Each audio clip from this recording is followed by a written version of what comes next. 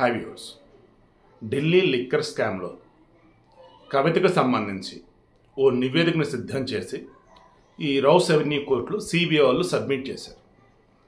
అది చూసిన నాకైతే బాబోయ్ అనిపించింది.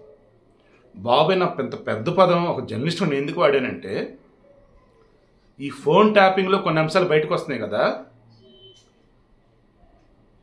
ఇది మగవాళ్ళ సైడ్ నుంచి జరిపింది. అంటే ఈ కేసీఆర్ ఫ్యామిలీలో ఈ రాధాకిషన్ రావు ఎవరైతే కస్టడీలో ఉన్నారో అతను ఇచ్చినటువంటి దానిలో ఏమని బీఆర్ఎస్ సుప్రీమో ఆబ్వియస్లీ మగవాళ్ళు కేటీఆర్ కేసీఆర్ హరీష్ రావు తేలాలి. మాట్లాడదాం. అది వాసవి ఆన్లైన్ సర్వీసెస్. మా వద్ద పాస్పోర్ట్ వీసా సర్వీసెస్ కలవు. వీసాలో 99% అప్రూవల్ సక్సెస్ రేట్ ఉంది. Please contact 8019482544. ఈ ఫోన్ ట్యాపింగ్లో ఏం చేశారు? ఫోన్ ట్యాపింగ్ చేసి వాళ్ళ రహస్యాలు తెలుసుకొని బ్లాక్మెయిల్ చేయటం, లేదన్నప్పుడు ఇంక వేరే డీలింగ్స్లో వాళ్ళు ఇన్వాల్వ్ చేసేసి డబ్బులు గుంజుకోవడం. ఇదే కదా ఆల్మోస్ట్ అన్నీ, వేరే వాళ్ళ రహస్యాలు తెలుసుకోవడం. ఇప్పుడు కవిత వంతు. కవిత ఏకంగా తన తెలంగాణ జాగృతికి లక్షలు అవతల వారి నుంచి డొనేషనో ఫండో, అది ఆ అమౌంట్ ఈమె ఎలా సేకరించింది, అండ్ ఈ ఢిల్లీ లిక్కర్ స్కామ్కు సంబంధించి ఎవరెవరిని ఏ రకంగా ఈమె బెదిరించింది, వాళ్ళు లొంగకపోతే ఎలా దారిలో తెచ్చుకుంటాయని చెప్పింది, ఇవన్నీ నివేదికలో ఉన్నాయి. నాకైతే నిజంగా కేసీఆర్ ఫ్యామిలీ లాభపడినంత నాకు తెలిసి స్వతంత్ర భారతదేశంలో ఎవరో కూడా ఒకసారి ముఖ్యమంత్రి అయినప్పుడు వాళ్ళ ఫ్యామిలీలో ఒకరు అయ్యారు.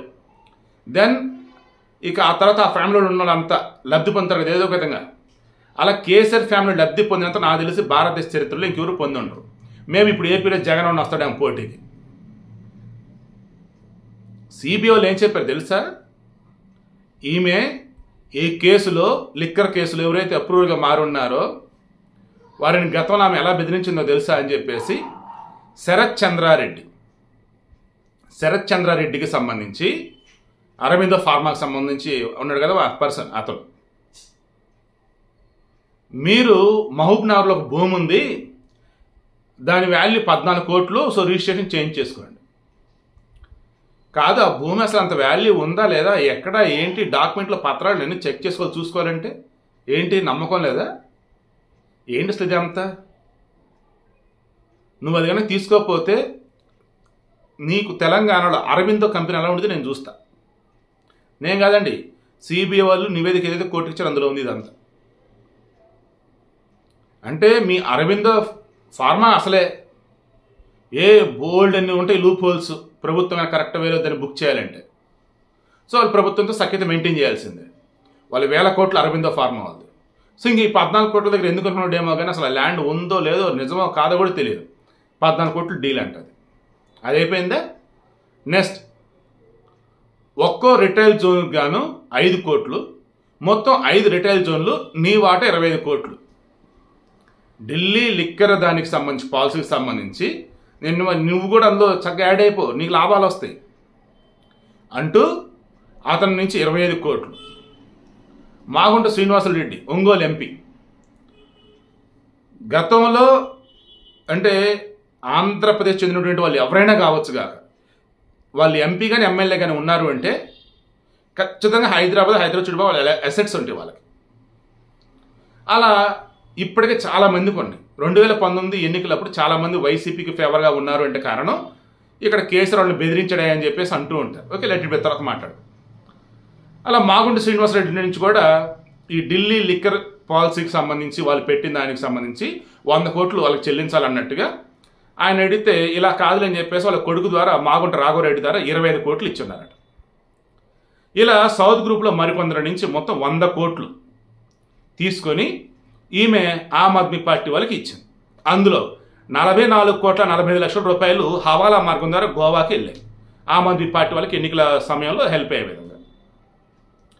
ఇవన్నీ కూడా సిబిఐ వాళ్ళు కోర్టుకు చెప్పినవి చెప్తున్నాను. తర్వాత ఈమె దగ్గర ఉన్నటువంటి డేటా ఏదైతే ఉందో ఎరేజ్ చేసేసారు.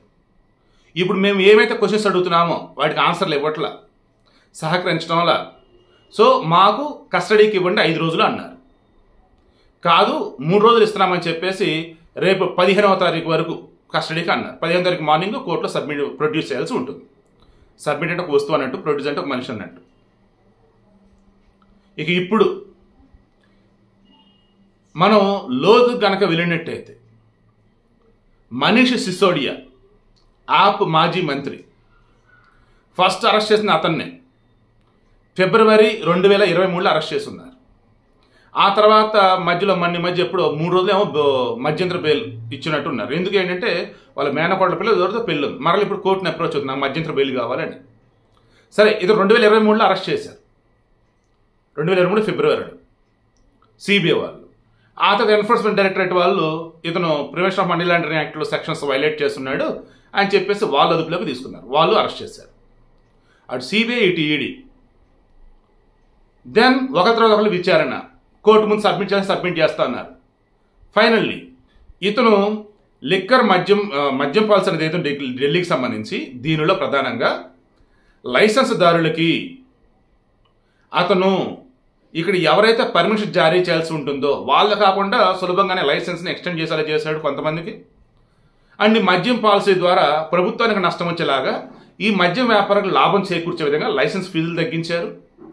అండ్ మధ్యలో కొన్ని ట్యాక్స్లు ఉంటాయి అవి తగ్గించున్నారు. అంతా కూడా వీళ్ళ కన్సర్న్లోనే సాగింది తప్ప ఫాలో అవ్వాల్సిన గైడ్లైన్స్ వీళ్ళు ఫాలో కాలేదు.